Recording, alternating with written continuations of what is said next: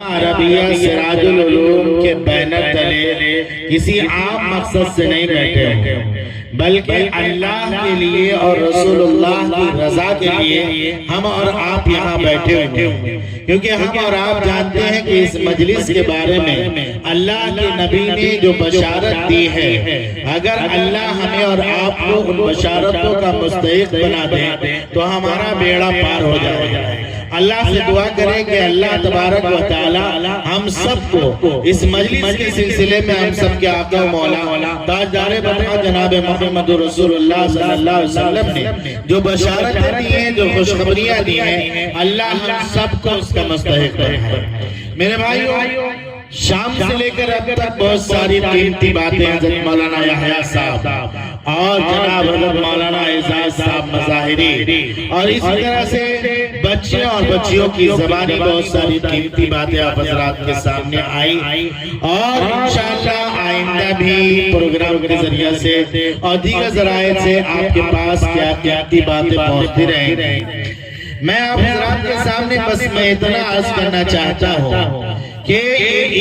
اتنی عظیم دولت ہے، اتنی عظیم دولت ہے کہ جس انسان کے اندر علم کی دولت آ جاتی ہے،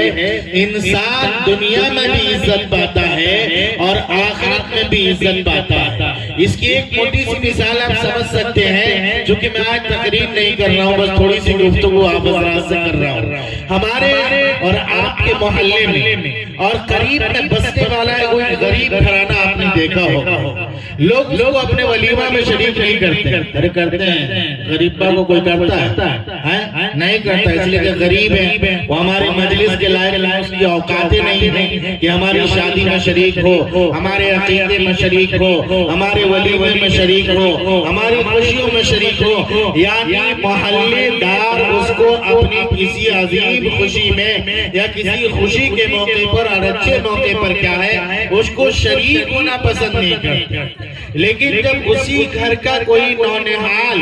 اللہ کی عظیم کتاب کی دولت کو اپنے سینے میں بسا لیتا ہے اور اس کے نام کے ساتھ حافظ کا نام آ جاتا ہے، تو میرے بھائیوں وہی لوگ جو کبھی کیا ہے ان کو پوچھتے نہیں تھے، اپنی دعوتوں میں قابل و شریک نہیں سمجھتے تھے، اپنی مجلسوں میں ان کے لیے بیٹھنا اپنی تحقیر سمجھتے تھے، ان سے کوئی مشورہ طلب نہیں کرتے تھے، لیکن جب اس نے اللہ کی اس عظیم کلام کو حاصل کیا اور اپنے سینے میں محفوظ کر لیا اور اس نے اپنے نام کے ساتھ اللہ کا ایک نام حافظ اس نے چسپا کر لیا اور جانا محلے میں عبد الرحمن، جناب حافظ عبد الرحمن کے نام سے جانے لگا، جو کل تک تو کسی لائق نہیں تھا، لیکن اللہ نے اس کی اس ایک عظیم نام کو چسپا کرنے کی بنیاد پر اور حافظ کے لگ جانے کی بنیاد پر اللہ نے اس کو اتنا عظیم بنایا، اتنا عظیم بنایا کہ آپ نے دیکھا ہوگا کہ کل تک وہ کہیں کا نہیں تھا، لیکن جب وہ مسجد کے منبر پر جاتا ہے، محراب پر جاتا ہے، مصلی پر جاتا ہے، اب اللہ کہتا ہے ڈاکٹر صاحب پیچھے ہٹ جائیے، انجینئر صاحب پیچھے ہٹ جائیے، پروفیسر صاحب پیچھے ہٹ جائیے، مخیا جی پیچھے ہٹ جائیے، چودھری جی پیچھے ہٹ جائیے، محلے کے مالدار اور ناک والے سب کو اللہ کہتا ہے کہ پیچھے بیٹھ جاؤ، آج میرا یہ غریب تمہارا مقتدی ہوگا اور تم سب اس کے مقتدی ہوگے۔ اللہ کی قرآن کی بنیاد پر اور علم کی بنیاد پر اللہ اسے یہ عظمت عطا فرماتا ہے۔ تو میرے بھائیوں، یہ علم عظیم نعمت ہے، یہ علم ایسی عظیم نعمت ہے کہ انسان کو مسجود ملائکہ بنا دیا۔ جب اللہ تبارک و تعالی نے حضرت آدم کو پیدا کیا، ہم سب جانتے ہیں مشہور واقعہ ہے، تو فرشتوں کے سامنے اللہ نے یہ بات رکھی کہ میں آدم کو اپنا خلیفہ بنا رہا ہوں۔ فرشتوں نے کہا نحن نسبح ونقدس لک، اے اللہ میں آپ کی تسبیح بھی بیان کریں گے ہم لوگ اور آپ کی تقدیس بھی اور پاکیزگی بھی اور تمام چیزوں کے لیے ہم کافی ہیں، آپ ایک انسان کو آپ کیوں پیدا کر رہے ہیں؟ تو اللہ تبارک و تعالیٰ نے ان کو سمجھانے کے لیے کیا ہے ایک مجلس لگائی، اور مجلس لگانے کے بعد کیا ہے اللہ تبارک و تعالیٰ نے فرشتوں سے کچھ چیزوں کا نام پوچھا، یہ بتاؤ یہ چیزیں کیا ہیں؟ فرشتے نہیں بتا پائے اور انہوں نے کہا کہ اللہ تیری ذات پاک ہے، ہمیں ہمیں ان چیزوں کا علم نہیں ہے. پھر اللہ نے حضرت آدم سے مخاطب ہو کر کہا کہ اے آدم ان چیزوں کا نام بتاؤ. کیا بتاؤ؟ ان چیزوں کا نام بتاؤ. وَعَلَّمَ آدَمَ الْأَسْمَاءَ. یعنی اس آیت سے اس بات کا ثبوت ہوتا ہے کہ سب سے پہلے مدرسے کا قیام عرش اعظم پر کہاں ہوا؟ ارے آدم کہاں سے پڑھے؟ اللہ کی مدرسے میں پڑھیں کہ نہیں پڑھیں؟ علامہ آدم الاسماء. اللہ نے حضرت آدم کو چیزوں کا نام سکھایا چونکہ اس وقت شریعت نہیں تھی. یہ کائنات اور یہ کائنات کی رنگینیاں، یہ بہتی ہوئی ندیاں، یہ سمندر، یہ چمکتے ہوئے ریت، یہ اشجار، یہ خوبصورت نظارے اور رنگ برنگے انسان مختلف شکلوں والے، یہ ساری چیزیں نہیں تھی. اس وقت کیا ہے دنیا کے اندر موجود جو چیزیں تھیں ان چیزوں کا نام فرشتوں سے کیا ہے معلوم کیا گیا تو فرشتے نہیں بتا پائے. اور حضرت آدم کو اللہ نے چونکہ سکھا رکھا تھا حضرت آدم نے بتا دیا تو حضرت آدم کو بتانے کی بنیاد پر اور اس علم کی بنیاد پر اللہ تبارک و تعالیٰ نے وہ عظمت عطا کیا، وہ مقام عطا کیا، وہ مرتبہ عطا کیا کہ اللہ نے تمام فرشتوں کو کہا کہ آدم چونکہ علم کی بنیاد پر تم سے عظیم ہے اور قابل عظمت ہے، اس لیے میرے فرشتوں تم میرے حکم کی بنیاد پر آدم کو سجدہ کرو. تو میرے بھائیوں یہ علم کیا ہے نہایت قیمتی دولت ہے. اس لیے ہم سب کو کیا ہے اسے حاصل کرنا چاہیے اور اس کے لیے جو بھی اسباب اپنانے کی ضرورت پڑے، جو بھی کوششیں کرنی پڑے ہمیں اور آپ کو کرنی چاہیے. حضرت عبداللہ ابن مبارک رحمت اللہ علیہ نہایت کم عمر کے عالم تھے لیکن اللہ نے ان کو بڑا مقام عطا فرمایا تھا، بڑا مرتبہ عطا فرمایا تھا. ہارون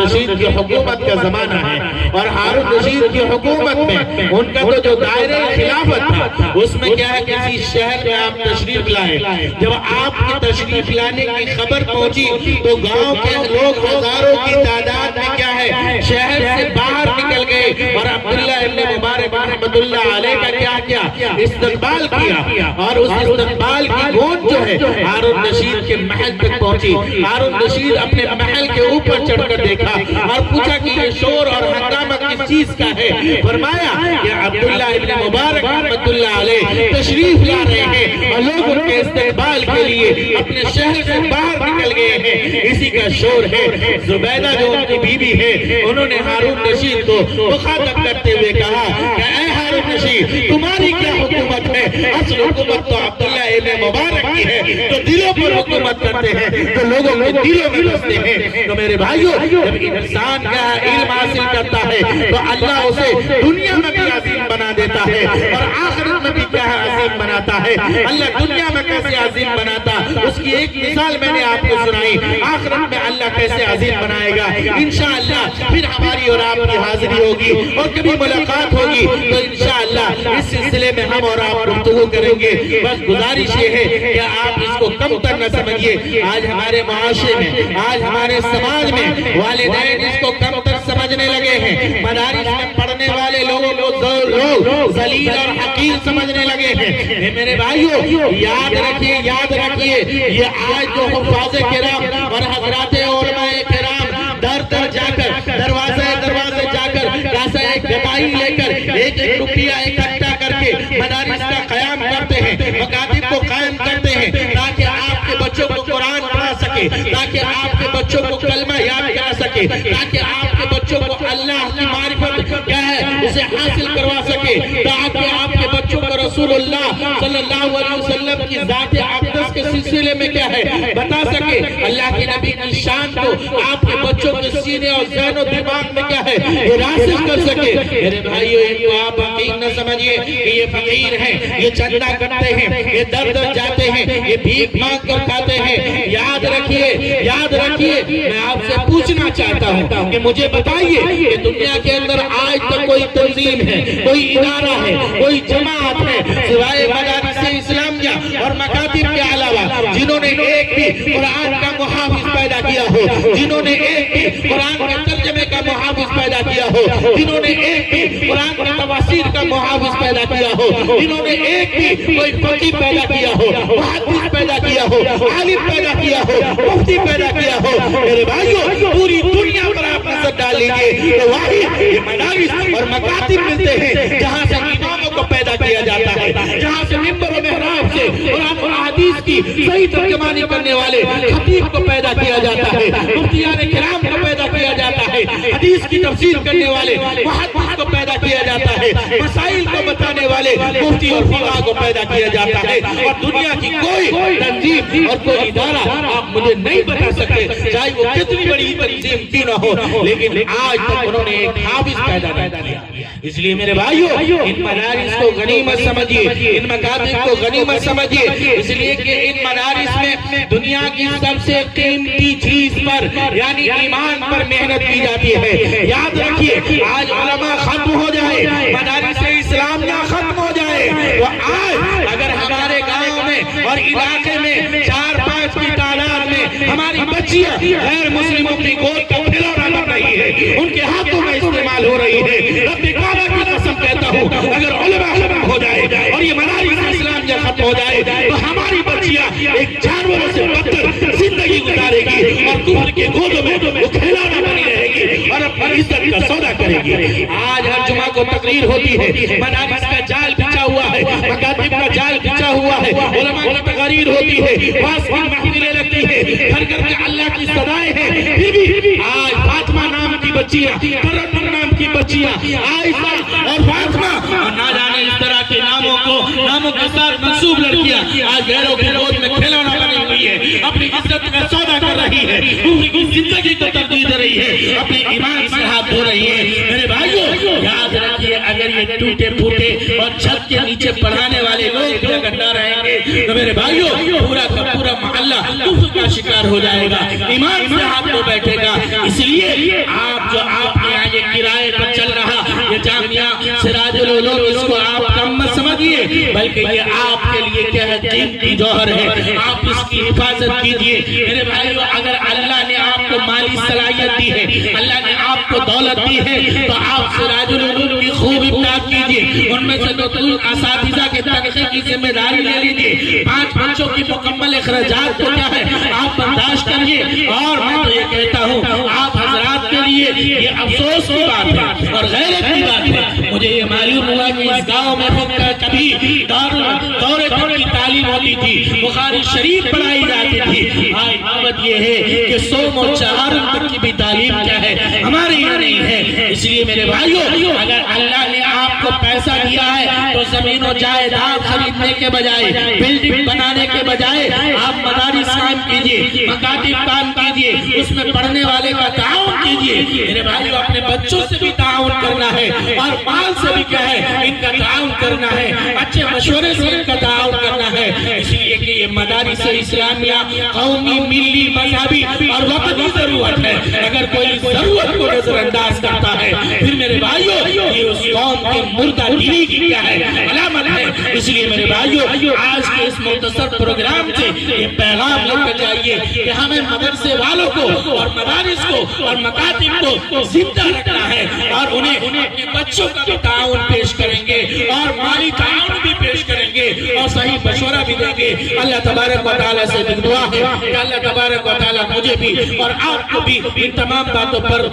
عمل کی توفیق عطا فرمائے اور مدارس کی اہمیت کو سمجھنے کی توفیق عطا فرمائے۔ وآخر دعوانا الحمدللہ رب العالمین۔ دعا کر لیجئے، درود شریف پڑھ لیجئے۔